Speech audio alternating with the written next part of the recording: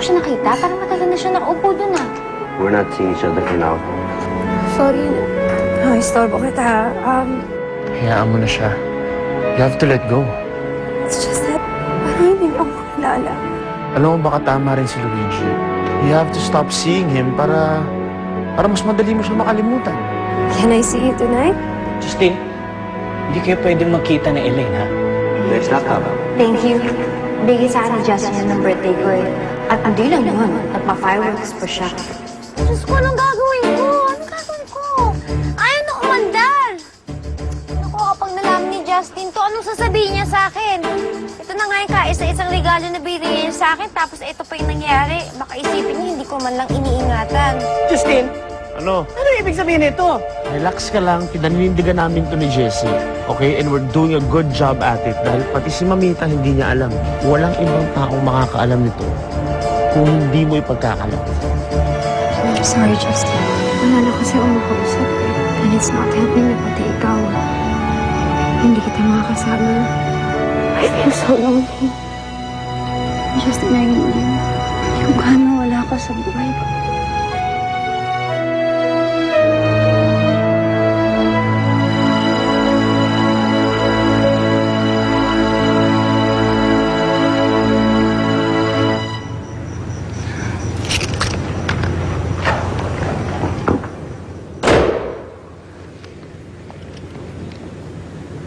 Ang problema nun?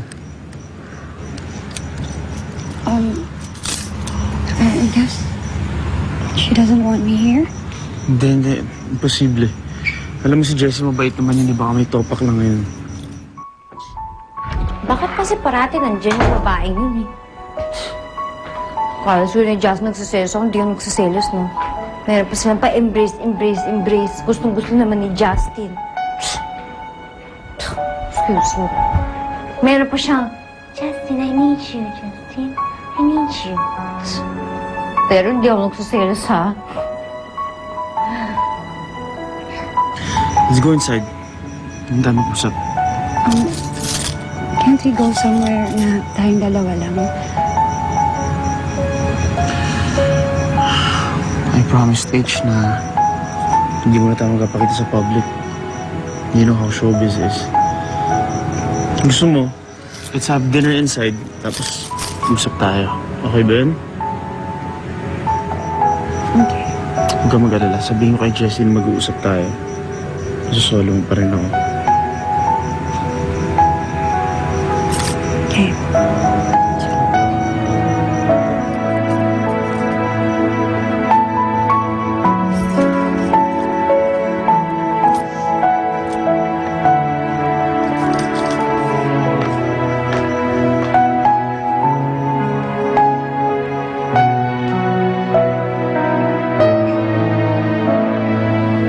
Hey, ano problema mo?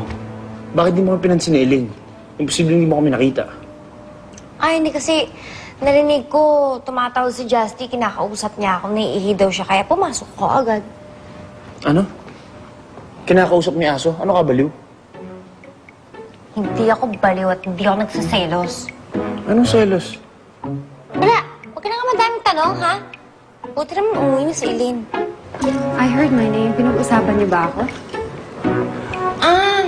Naku, sabi ko, mabuti naman hindi ka po umuwi. Nandito ka pa. Jessie.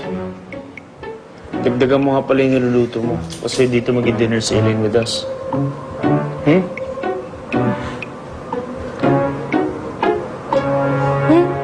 Excuse me. Honey. Anong problema mo? Bakit parang ayaw magluto? Di ba ang usapan? Katulong mo ako. Hindi katulong niya ako. Kaya nga, bisita ko yan eh. Kaya kailangan mo magluto para sa mga bisita ko rin. Ayun naman pala eh. Oo. Bisita mo pala yan. Kaya ikaw magluto para sa bisita mo. Ikaw naman, nasarap ka na naman eh. Ikaw. May problema ba? Wala. Kami pa. Hindi naman kami nagkakaproblema nito eh.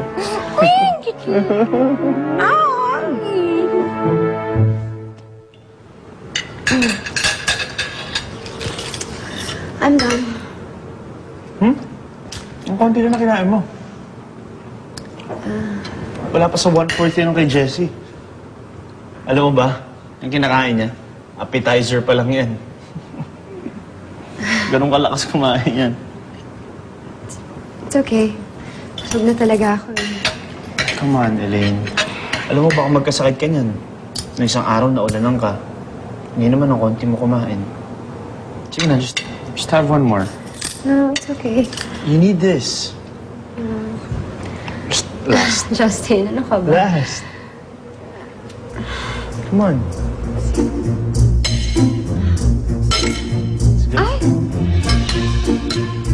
Okay ka lang? Nahulog. Ang dami mo kasi kinakain.